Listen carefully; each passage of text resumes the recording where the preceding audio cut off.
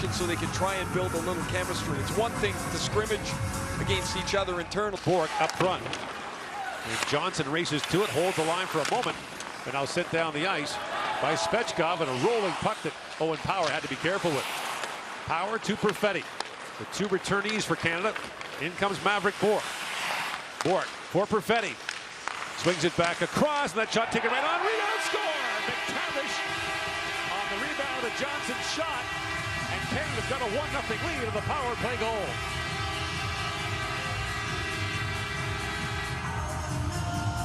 Well, that didn't take very long as Mason McTavish, who has a couple of goals in his 9 NHL games in Anaheim this year, is on the board. Excellent break and entry by Maverick Bork as he pushes the Russians deep into the zone. That opens up this cross-seam pass.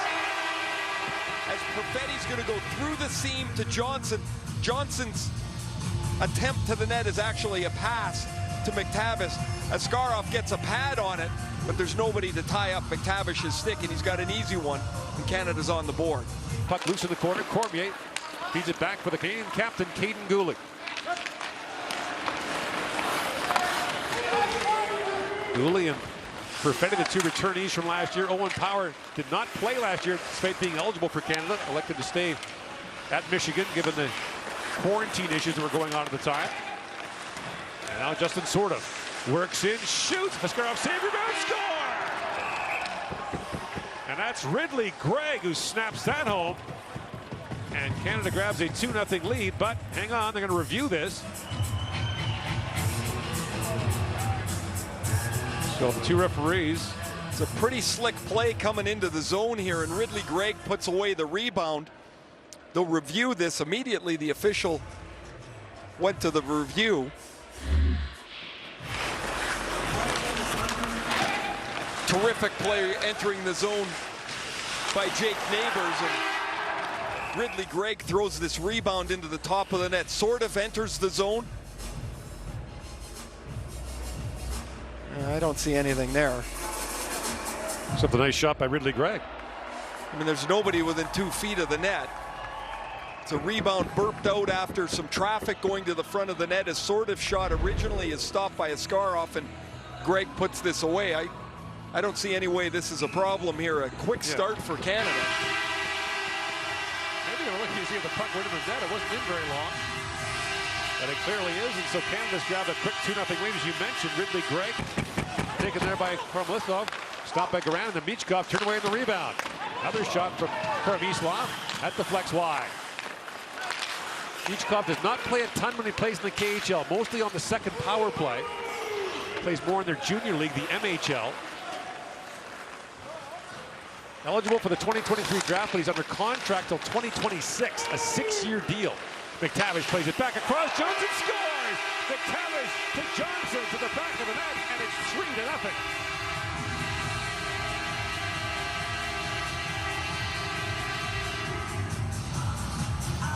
When Kent Johnson was in quarantine, Dave Cameron said, yeah, as soon as he pops out, we'll get him with McTavish on this line. Turnover in the middle of the ice, and Johnson and McTavish play the two-man game. A give and a go, and Johnson, who set up McTavish for the first one, is the beneficiary of this feather pass, and he one-times it by Askarov, who has no chance, and it's a 3-0 Canada lead. Angles look different. The puck comes at you in a different way. Now Zellweger, a wrist shot. Bounces back to Cormier, so the second unit gets a look. Bedard is on it. And so Bedard's in the middle of the ice where he wouldn't normally be. And Shane Wright as well. Feeds it back in front. Bedard in, shoot. Cormier scores. Lucas Cormier collects the loose puck, and the power play goal makes it 4-0 Canada. The second Canadian group has 2 defensemen on it. Cormier and Zellweger play on the blue line. It's some quick puck movement. This has become a nightmare first period for Askarov here. This is a terrific play by Jake Neighbors as he's just in front of the goal line. So often the forward will get below the goal line. Now you limit your options. Neighbors stays in front of the goal line to catch the pass. Now he's got a clean passing lane. He'll turn 18 during this tournament. The puck sent down the ice. A minute to go in this Russian power play. Husnudinov for Mohamedulin. Brought in now by Michkov. Matvei Michkov, number 17 for Russia. Michkov along the boards, pokes that down to Chibrikov. Chibrikov. Back for Husnudinov. Husnudinov for Mohamedulin. Back to Husnudinov. Drops it back, Mohamedulin with it. Does love to shoot it. Plays it back across to Michkov. To the goal mouth they go. Score! Looked like Demidov might have got the last touch on that. And a power play goal gives the Russians their first of the game. Demidov is going to get the credit for this. His pass is going to deflect off the Canadian defenseman's foot up over Garand. So it's Owen Power down on that left side as Demidov, it's off Sabrango's left foot. Demidov has the puck at the goal line and he's trying to go straight across the crease. Sabrango's in decent position as this pass for Chibrikov is denied. It's actually denied, but man, unfortunately perfect deflection up over Garand's shoulder, and it's 4-1. So Demidov, Canada wins that battle for the puck, and Carson Lambo sends it down. 9:40 to go here in the second period. Mohamedulin back to pick it up. Mohamedulin drops it back for Chibrikov. Husnudinov across the line now, and Lambo's intercepted that pass. Husnudinov. Back for Mohamedulin. To Husnudinov. Try to drop that back. Perfetti couldn't quite reach it. Husnudinov chops it back. Mohamedulin across to Michkov. Michkov shoots, and Kosa knocks that away. Husnudinov for Chibrikov. Michkov with it. Back for Mohamedulin. Michkov tees it up and scores. Matvei Michkov, power play goal, and Russia's got two.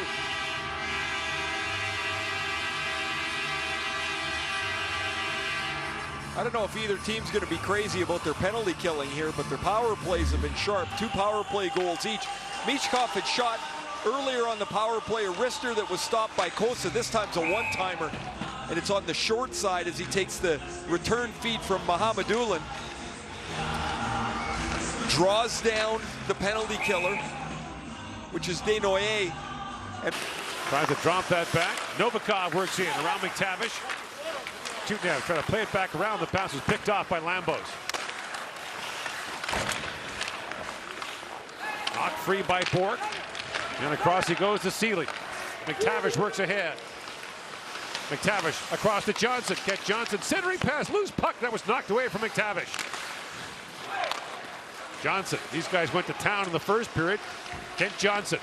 Long wrist shot goes wide. Picked up by McTavish. Mason McTavish. To Gooley. Gooley, rink wide. Centering pass. McTavish walks in. Scores! What a move by Mason McTavish. And it's 5-2 Canada.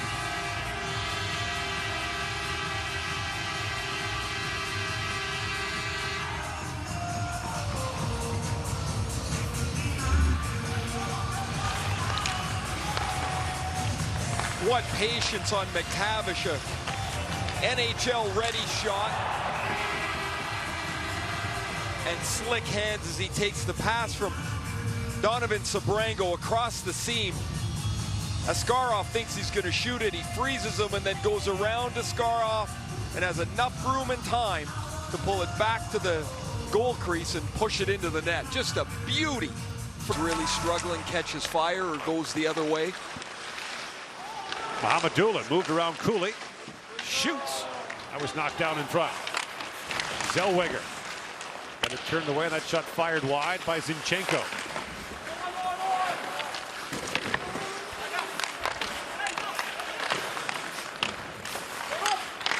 Battle on the boards for it. Back of the line, Zinchenko fires it back in. Zinchenko, another guy who has played in all 3 Russian leagues this year. And here's Zinchenko back with it. Steps around Zellweger. Flips it back to Smirnov. Cross he goes to Novikov, and they score!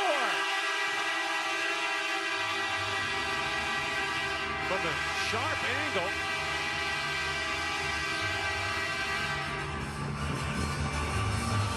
Pashin puts it by Kosa, and it's 5-3. 4-goal first, now 4 goals here in the second. As Pashin's right along the goal line. Oh, he catches Kosa leaning off the post. He's shooting this. Sometimes players will just try and direct this to the front of the net, but he catches Kosa out, not sealing the post, in a almost impossible angle goal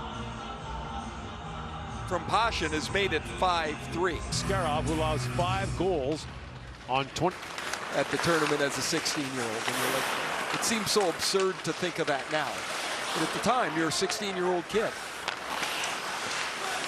Perfetti centers it all alone in front. Bedard scores! He belongs on cue.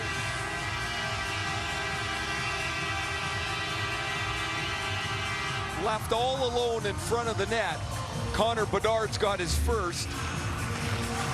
I thought he was going to one-time this. As the puck, as the Russians are breaking out, it deflects off their own player's skate. Really nice play in front of the net from Perfetti across to Bedard. I thought he's going to one-time it when the puck comes straight across the net. But look at the patience. Hold it, one move to his right, pull it around the goaltender, and does not miss. 2 shots for Canada on that power play. Out of the box comes Novikov. That's flipped wide. Power flips it there to Perfetti. Old Perfetti across the line, flips it there to Power, jumping up. Owen Power, a centering pass, flipped just wide by Bourque. Inside a minute to go now in the third period. Drop pass there, score! Husnudinov drops it back, Michkov again. He's got his second at 6-4. The 2 best players on the Russian side today, Merit Husnudinov, a second rounder of Minnesota in 2020. And Matvei Michkov is going to one-time this. This is a rocket.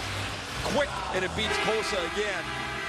But it's Husnudinov's speed that pushes Canada back deep into the zone.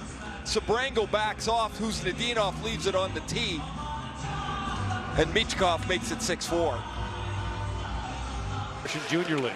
There's Kirsanov, a shot that rattles high off the glass. Kosa sweeps that away. And Canada will leave the pre-tournament game with a 6-4 win over Russia. Next stop, the Czechs. On Boxing Day, the Russians will head down to Red Deer and face Sweden on Boxing Day. Okay, they hold on. Nice little push there from Russia, though. So you had Bedard versus Michkov. It started off with Canada popping in 4 goals in the first period. Then Russia starts to chip away, including 2 from the Phenom. We'll get into it, but it was not enough for Russia. And this is a pre-tournament game. Really nice warm-up for these two to kind of face off. And in the first period, I was watching, and I'm going, this is a mismatch. No, no, no, no, no. Russia is very legit, and we saw that the rest of the way. And that's what makes this tournament so intriguing, I think, is that you have these other teams. We saw it twice in today, where you have these teams getting this pushback, right? And you've got Russia in this one, Finland in the Team USA game.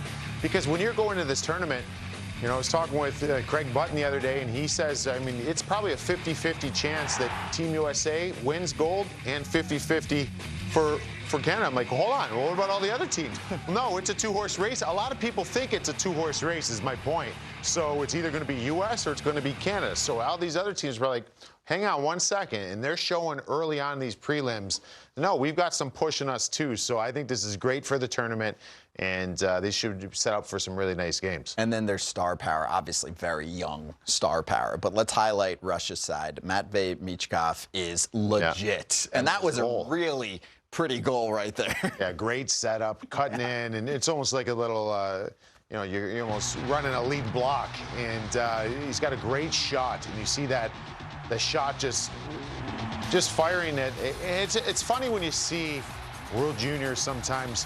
These players are young. They're 16, 17, 18 years old, and you know, you have players, they don't look big, but that shot comes off hard, and Michkov does that. They had a couple real pretty goals in this game for Team Russia, moving the puck, and you know, 17, and having that, you're always told this is an 18-year-old tournament, and what that generally means is, you know, the players who are going to thrive are usually the 18-year-olds. So when you see a 17-year-old or even a 16-year-old on roster, it's like, whoa, hold on, we want to watch this guy.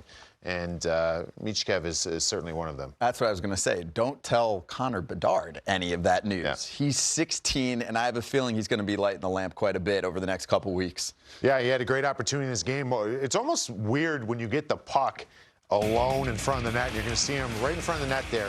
Catches the puck, and it's almost like you never have that much time where you almost overthink it sometimes. But look how smooth he is. You can see that process. He's like, I'm just going to take it over to my left and come back right. And he knows that he just has to get it up a little bit. He doesn't have to go into the bar. I think a lot of times you overthink those things. It's a great hockey IQ. You can see the bubble on him because of his age. He's got to wear it in the tournament. So when you see guys with that, they're either hurt and they have an injury, or watch him because he's one of the youngest players, if not in the tournament. And that's something special because those are the guys those are future NHL stars that you see that get that opportunity at that age. You might go number one down the road. Yeah, 23 draft, looking to be the projected number one pick. That's why this is so fun. You get to watch the guys before they become big, before we get to draft night on NHL Network as well. One more, when we're talking about smooth goals, Mason McTavish, can I point that one out as well? Your thoughts? Yeah, I love seeing Mason McTavish because he showed some good things in his short time in the NHL, but then it's like, this is why a guy will get sent back. It's, all right, kid, now we love you. You're the future of our team, but you're going to go to this tournament and dominate. Look at that move right there, the patience. He's a big boy. He could do a lot of different things. When you're a big guy and you have that kind of skill set, that's going to bode real well for him to that next level. But right now, the focus is on this tournament, and Mason McTavish is going to be a big piece for Team Canada. Tons of talent in general. I mean, just watching some of these exhibition games before we get started. And again, Sunday, be there, okay? It all starts happening.